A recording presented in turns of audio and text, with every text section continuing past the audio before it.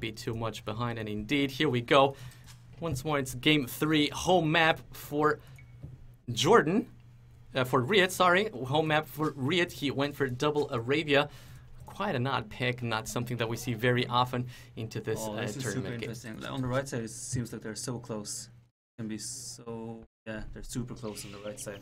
Now let's take a look at that. Indeed, the right TC right here from RiuT and the sort of right TC from JorDan as well. Very close together. And I don't see a very high possibility of walling. Maybe here, but that still could take a little bit of time. So I'm not sure if players are going to go for that. So maybe quite an open match would be able to see here. Let's take a look at the TCs right here. This one looks quite open to me. I don't know, so we could see quite an interesting match right here. Yeah, that's kind of the difference between Desert Arabia and Green Arabia again here. Like, you have more clips, you have bigger woods, you have more woods. So this game won't be as aggressive as the game before, but the close distance obviously makes it more aggressive. But still, just try to wall, secure villagers, and there's so many raiding spots because you don't have TCs at the start. You only have 200 stone, but 70 villagers or something. Indeed, indeed. You actually get to cancel age with quite a nice economy, which then again makes it even easier to make knights, right? Knights quite expensive units, but very effective ones, especially on open maps like this one. And this, players trying to do the best scout that they can. And we'll take a look at what is RiuT doing. He still did not spot that very close TC from JorDan right here on the right side. Just found this other board right here on the right TC. A little bit of an unfortunate board right here for JorDan. Needs to go all the way around the forest to take that villager. But once again, players do seem to make loom very early into the game, yeah, right? Absolutely. Because they are scared of both scouts coming in and killing villagers. No, you don't have enough food. Yeah. Because you only have 200 food and you're spending it on 2 TCs. So basically after 2 villagers, your TC is idle. So you produce 4 villagers and then loom. Make a loom on the one. Thanks for pointing that out. First board coming in right here from JorDan, landing just nicely under the TC. He'd still try to do as much scouting as he can. He was able to spot his second board right here on the right TC. The left one has got 1 as well. What kind of populations are we expecting to see here to go up, Viper?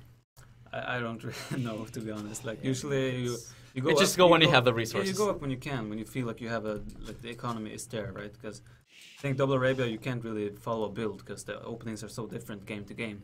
Yeah, absolutely. It's like you want to have both TCs still producing villagers and then reach 500 food and click up. And that's something like between 45 to 55 villagers, more on the 45 side. Take a look. This is now RiuT bringing in his second board right here on the left side as well. Looks like, let's take a look at the resources. Yeah, looks like no one is planning to go up just yet. Needing a couple more villages. JorDan getting his second board right there. Also quite far away, to be fair, but once more, they do have loom, so it's not going to be a problem right there. We'll take a look at their explorations, and RiuT still didn't really find JorDan, but I guess in this map, it's sort of easy to tell where the opponents are, right? Absolutely, absolutely. And it's not important, like you can't really alter your strategy, like he has a bad gold spot, and the scouts in Feudal Age will scout everything. We still play this on a 2-player map, so the spaces are pretty tight. Like this is JorDan trying to get a scout right there from RiuT. He won't be able to do that. RiuT one spot, bringing his scout back to the TC, making sure he won't lose any of the scouts, because do keep in mind players start with 2 scouts, and that can actually be a nice opportunity to do some kind of laming. Absolutely, especially because people want to wall on this map, and then you have 2 scouts with +2 attack on Feudal Age. And this could actually be a nice opportunity for JorDan to get at least one of the villagers. RiuT does not have any scout close by. JorDan does not want to risk it, or does he? Well, it looks like he was sort of considering. He's still not Feudal Age, so whatever fight he will take is not going to be efficient for his scouts. Maybe he will try to get this villager. No, sir, indeed. He wants to save HP until for the 2, for the +2. Yeah, look at the difference concerning feudal times. Yes, looking at RiuT is going for a Feudal Age build. It's probably going for scouts, I'd say. Let's take a look at his point of view. We are in his point of view indeed. He's only now throwing up a barracks right there. We can see a couple of walls being made here by JorDan. He just needs to complete them right here on the right side if he wants them to be actually effective. It'll be really interesting to see what is RiuT going to do. Barracks done at the perfect moment, to be honest. It's going to be a stable straight away. No resources to go fast cancel, so indeed it's going to be scouts. Can this be a mistake?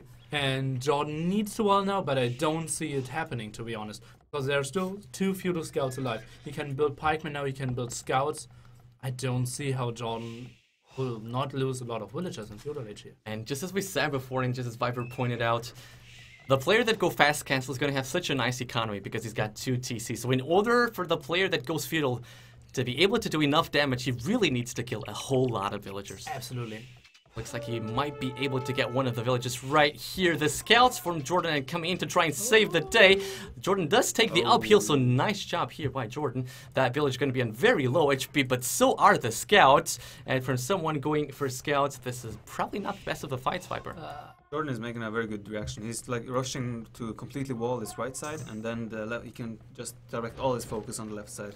And it's so easy to defend against scouts if you have a few spares out and like the other base is completely walled. So a couple walls, a couple of spears. What can scouts do? Exactly.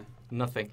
And indeed, that is those might not be the prettiest of the walls, but they are effective. The scouts won't get in, that's for sure. And JorDan can fully concentrate on the left side. We're gonna go to his point of view, and it's indeed looking quite well for him. Looks like he will be able to go to fast cancel quite soon. RiuT to get a spear and actually do some kind of damage with it. He's now moving to the right side. Unlucky for him, he won't be very lucky on that side, guys. Oh, and 3 villagers left behind, and they're crying like, "Why have you forsaken me?" Yeah, And, yeah. Maybe will those go could be down for killed. sure. He's gonna try to run back them. He's got a spear right there, trying to delay RiuT a little bit. Looks like he's doing quite a nice job at that. One of the villagers is gonna be sniped out, but one is definitely not enough. Absolutely not. He will be up like 4 to 5 minutes later. Let's take a look. Oh no. Yeah, No, JorDan just yeah, picked up, JorDan was the one clicking to cancel. He's going to go for a fast cancel. Stable, no big surprise. We're expecting to see knights right here. Let's take a look at the resources from RiuT. Is he even on gold? He's not even on gold at this He's point. very late on gold. Oh, that's way too late. Yeah, he should be going on gold anytime soon. This gold does not look very good to me, but he's doing sort of the same thing here, Viper. He's walling completely off the right side of his base, the one that is close to JorDan. Quite a nice thing to do. Yeah, but JorDan will build all his production facilities on the left-hand side. So actually RiuT needs to wall the left-hand side as well. Very nice point indeed. Very nice point indeed. JorDan will be trying to target the left side of the RiuT space and not really the right side. And RiuT wasn't really able to do any kind of decent damage. He was able to get a villager, but that's definitely not going to disturb JorDan's economy right here. He does have 2 TCs right away, so those are going to be a very nice amount of knights I'm expecting here. I'm still surprised about the strategy choice of RiuT. Yeah, it's very surprising. Scouts, like in general, the history of going scouts to feudal age in general in Double Arabia is it's a poor one. It's a story of So I don't understand why he actually chose to go for this. Like, he probably wanted to catch JorDan off guard, but I mean, on his home map. Yeah, I mean, like, still, RiuT clicked up now, so he's not going to be that far behind. But like, if he actually managed to not take any damage for hitting Castle Age, he's still in a good spot. Yeah, he might be in a nice spot because take a look at the villager number. It's probably going to drop once that RiuT actually clicks the Castle Age. But now is the time when JorDan needs to do the damage himself. Let's take a look at the upgrades. He's only got the +1 so far. No bloodlines. No +2 on the way either. Let's see if that is actually going to be enough to get a couple of villagers. He's heading straight towards the right side, so to speak, the left side, but the right one, the correct side to start attacking. And the wood is quite exposed, even though he's RiuT has got a whole lot of spears right there waiting for JorDan's knights. One of the villagers probably going to go down. Yep, he does not want to give up on that villager. But to be fair, it looks like RiuT is sort of defending okay so far. Yeah, absolutely. He's building enough pikemen. I think he has like 6 there. Although he still has a lot of idle villagers, if you look at it to see, that's not very nice. JorDan doing a very nice thing, splitting his army, sending a couple knights left, a couple knights right, and the wood line's so exposed for RiuT at this moment. He needs to keep losing villagers. The spears are there, but quite late, to be honest. So it looks like JorDan is doing this so nicely. 6 villagers building a stable. This sort of tells the desperation that RiuT is in now at this point. And more knights right here. He does lose one of those knights, and I still wonder why is he raiding so much with such a low amount of upgrades, guys. Well, against pikemen, like the 2+2 defense upgrade isn't too important. It's like having 8 knights is way better than having 5 full upgraded knights. So having the numbers, for now, it's very good. What about this, Viper? Was this raid enough for JorDan to be right now with the advantage? Yeah, I think because JorDan had a smoother transition to Castlage as well. RiuT's RiuT could have hit Castlage even 1 minute before he did, because he was very late on goal. But like JorDan, I mean, he killed a couple of villagers, but it's still a very close game. But still think JorDan is in a very good spot. It looks like it will be able to defend this for him now. He does have a whole lot of spears. Dropping a third TC. Looks like I want to take a look if JorDan has dropped one. No, only 2 TC so JorDan far. is making a transition to Cav Archers already. That's very good. Because look at the units RiuT has. I think it's a little bit too early though, because you usually want to make the transition later as you have like 4 TCs up running and everything.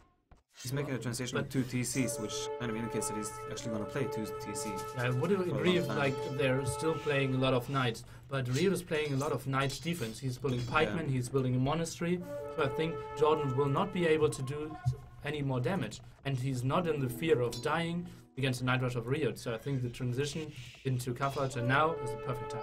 Yeah, JorDan is doing a very good job of keeping RiuT at his base, so it might turn out very well for him. Looks like he was able to get in through this hole right here. Obviously the hole was not there before. JorDan was the one breaking it. It doesn't look like, yeah, he was able to get a villager right here. So nice job by JorDan really splitting himself. And RiuT might be surprised when he gets to see those cavalry archers. At this point, not quite enough cavalry archers. They are still, well, no, there's a whole lot more, but they're still missing a couple of upgrades in my opinion. No bloodline so far. +2 on the way. So Ballistics on the way as well, which is going to be crucial. Ballistics on the way as well, and RiuT does have a whole lot of upgrades on those knights, so this fight could actually go quite nice, but JorDan on spot here, doing the nice micro, doing exactly what he needs to do in order to keep all of those cavalry archers alive.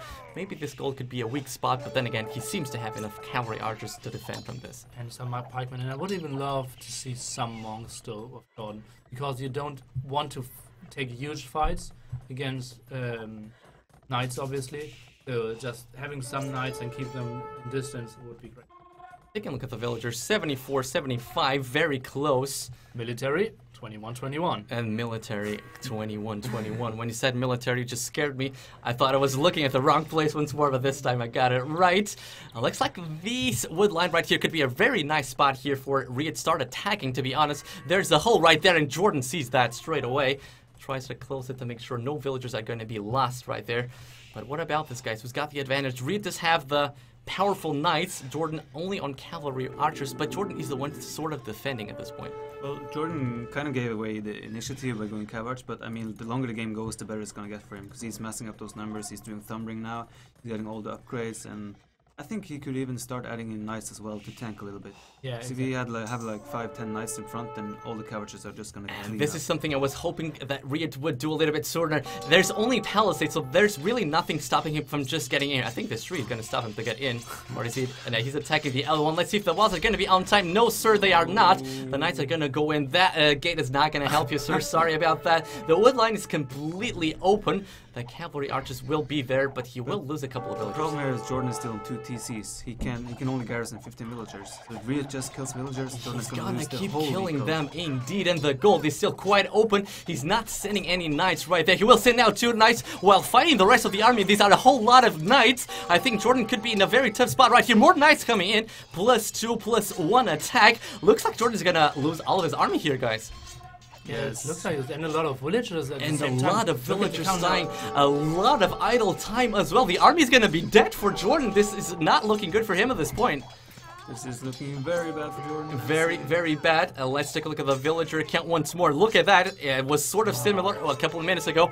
40 More villagers going down. villagers GG. advantage, and the GG is called just like that. Wow. Just like that. One move and GG JorDan. What happened here? Well, he went cuff archers, and if you have cuff archers, you have the benefit of always controlling when to fight. And the guy with knights has a stronger army and wants to fight, but it's tough to get close to them.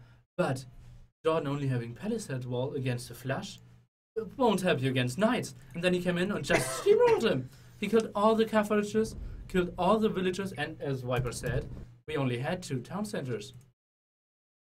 I think his reaction time as well was pretty slow. Like, knights were hitting for ages. He could have rushed up and made like a mark at a university or whatever, anything to just block the whole area. Yeah. But he sent like 1 or 2, 3 villagers way too late, and he started making gates. I think, yeah, exactly. He went from the farms, he pulled them quite fast, but he wanted to build close to the wall being attacked, and that was like 10 tiles to walk. If he just takes 8 villagers and builds 3 gates, he will have like 700 HP ready when they arrive. I think he was too confident thinking he would be able to stonewall that palisade, but he was a little bit too late with that. And then it lost him the game that easily. Just like that. It seemed like a close game. We were saying how close it is. Military same, villagers same. All of a sudden, palisade is broken. GG. Over. Game over. Wow. Just like that. He's not going to be happy about this, JorDan.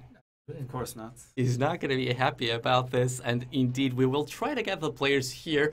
I can see them talking to each other, so hold on for a couple of seconds, guys. We'll be back with JorDan and RiuT in a couple of minutes. See you guys.